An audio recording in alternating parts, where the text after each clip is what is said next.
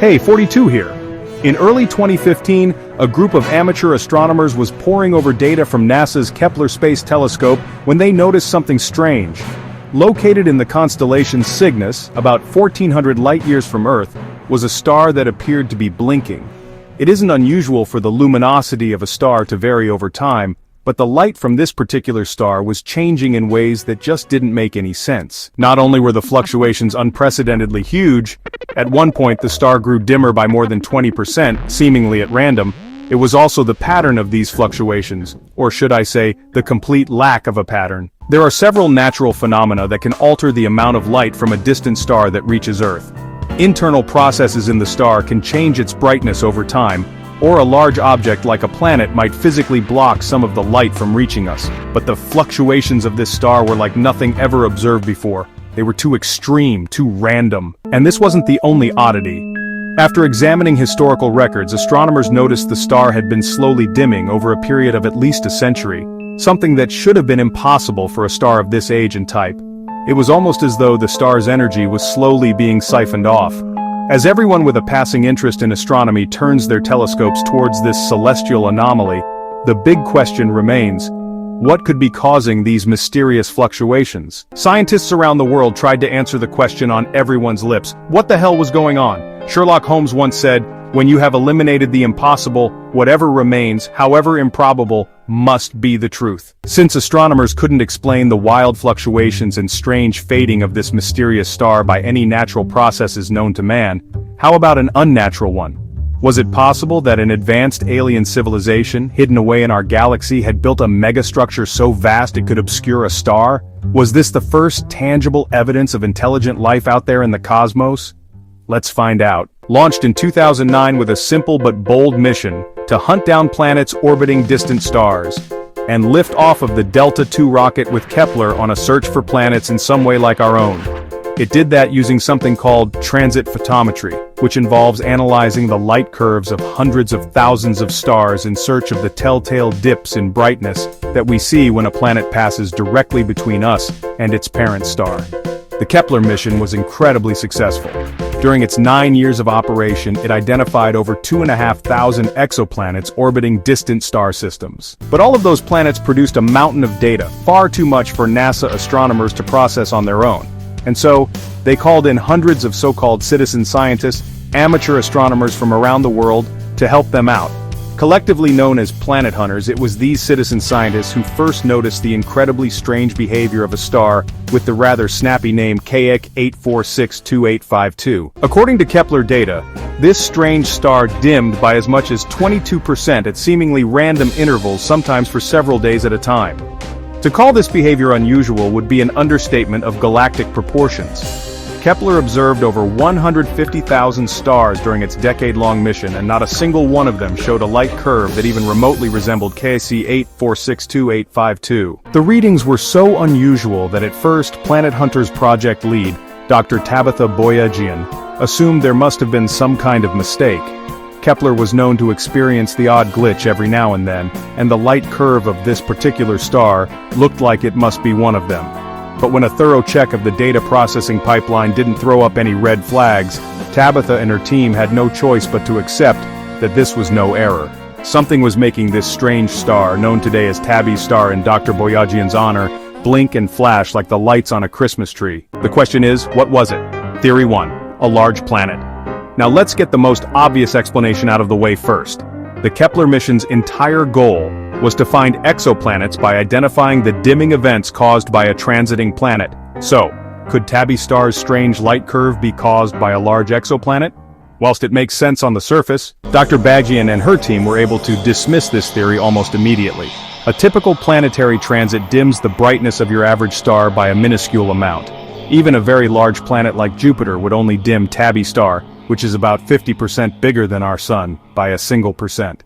To block a whopping 22% of Tabby's light, a planet would have to be impossibly enormous, and I mean that quite literally. You see, there's an upper limit to how big planets can get. At about 13 times the mass of Jupiter, the pressure inside a planet's core would be great enough to fuse hydrogen into deuterium, and a planet that's fusing hydrogen into deuterium isn't a planet at all. It's a star. Well, sort of. Technically it's a brown dwarf, a failed star that never graduated to fully fledged star status on account of it being too runty to achieve big boy star hydrogen to helium fusion. If a brown dwarf was causing Tabby Star's dimming events, we would know about it. Because, unlike planets, brown dwarfs are visible to Earth-based telescopes in the infrared spectrum. In other words, the large planet theory is a total bust. Theory number 2, dust. Another common reason that stars may appear to dim when viewed from Earth is good old-fashioned space dust. Young solar systems are full of the stuff. That's what all the planets and moons are eventually made from. If there was a big, thick protoplanetary dust disk swirling around Tabby Star, it could conceivably block enough light to cause those weird dimming events. The trouble is, protoplanetary disks are only found in young solar systems, and Tabby is no spring chicken. The star, not the scientist, that would just be rude. Protoplanetary disks are also invariably warm, at least by cosmic standards, and therefore, like brown dwarfs, if one was there, we should be able to see evidence of it in the infrared spectrum. And we don't. Theory number 3, comets. With the obvious ideas out of the way, Dr. Bagian and her team had to get creative.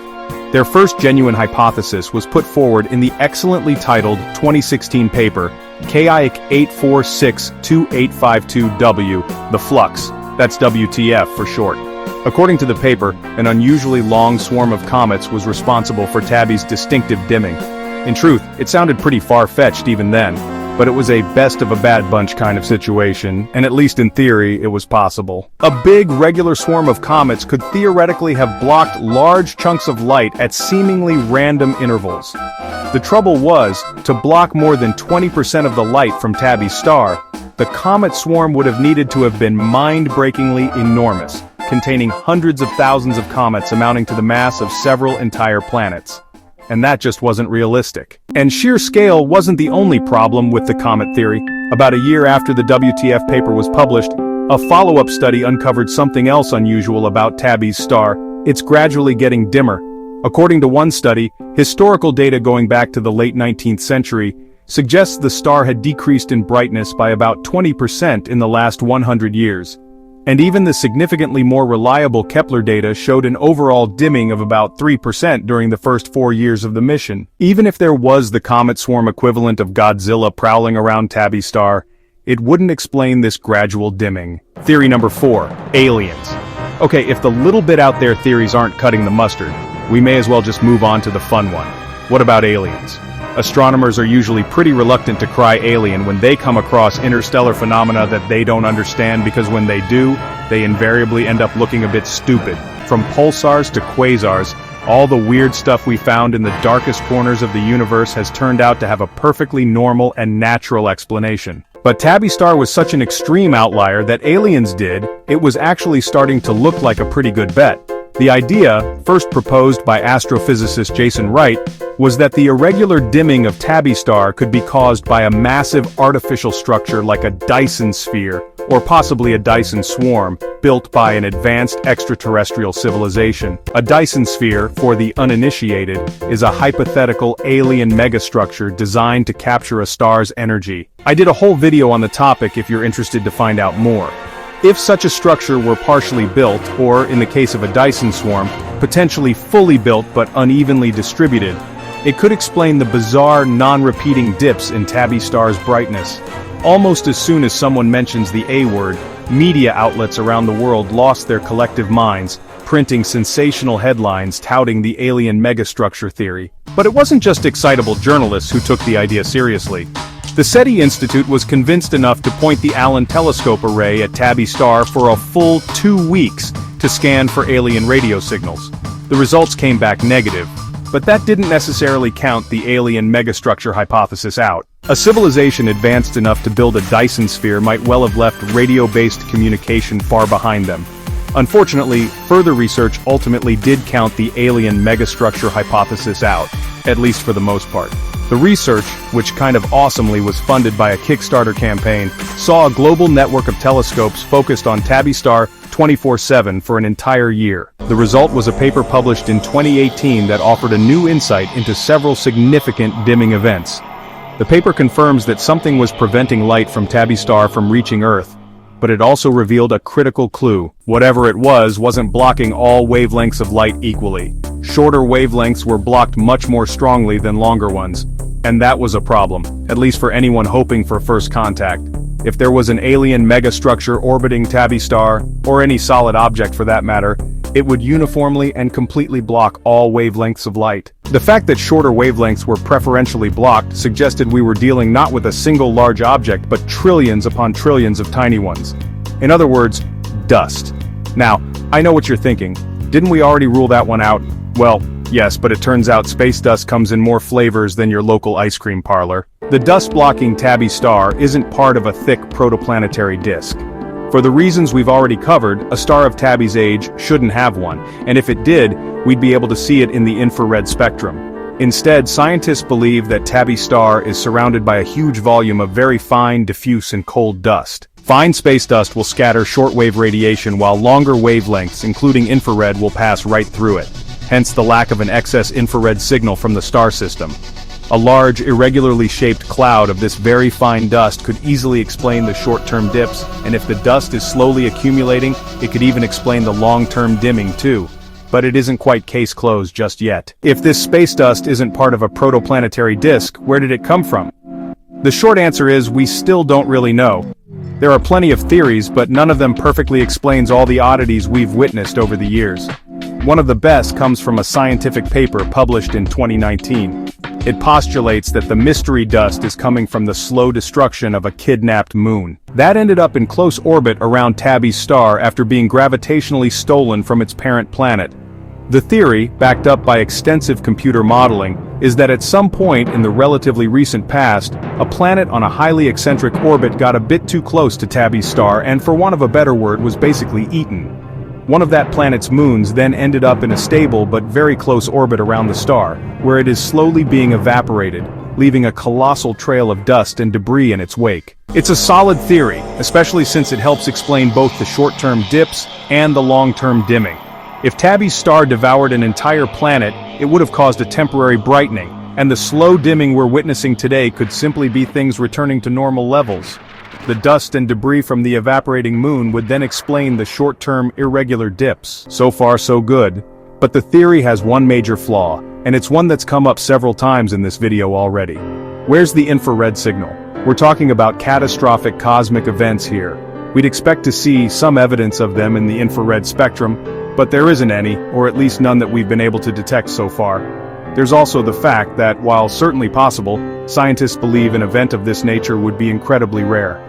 The fact that we happen to catch one in a sample size of 150,000 stars is like winning the cosmic lottery. With an estimated 100 billion stars in the Milky Way alone, that would imply there are millions of similar events happening right now in our galaxy. Orders of magnitude more than astronomers would expect. Of course, the odds don't necessarily work that way. It could simply be that we did get lucky and happened to point the Kepler telescope at a star experiencing a 1,000,000,000 event. Or the entire theory might be completely wrong. Another idea is that the dust isn't actually orbiting Tabby's star at all. Instead, it could be floating in the vast expanse of interstellar space, somewhere between us and the star. This theory is particularly appealing because an irregular cloud of varying but overall increasing density passing between us and the star could potentially explain everything. The deep dips, the lack of a clear pattern, and even the long-term dimming, it all seems to fit. Almost. But it turns out that Tabby's star's so-called irregular dimming events might not be so irregular after all. They're just far enough apart that we didn't spot them at first. With more time observing the star, some astronomers believe a rough 4 and a bit year cycle has begun to emerge. And if all of this weirdness is being caused by an interstellar dust cloud completely independent of Tabby's star system, we'd expect to see no such pattern at all. There's also the fact that an interstellar dust cloud ought to affect other stars in the region. And so far, it seemed like only Tabby was invited to this stellar disco. So, where does all of this leave us? Well, as of today, scientists are confident that dust in some shape or form is responsible for the anomaly that is Tabby. But exactly where that dust is coming from, and even where exactly it is, remains uncertain. And whilst there are still uncertainties, there remains at least a few faint hopes that aliens might be involved somehow. Might a hyper-advanced alien race have built a Dyson swarm out of dust-sized nanobots around Tabby's star? Maybe. Or more likely there's a perfectly reasonable explanation for all of this and we just haven't figured it out yet. Thanks for watching.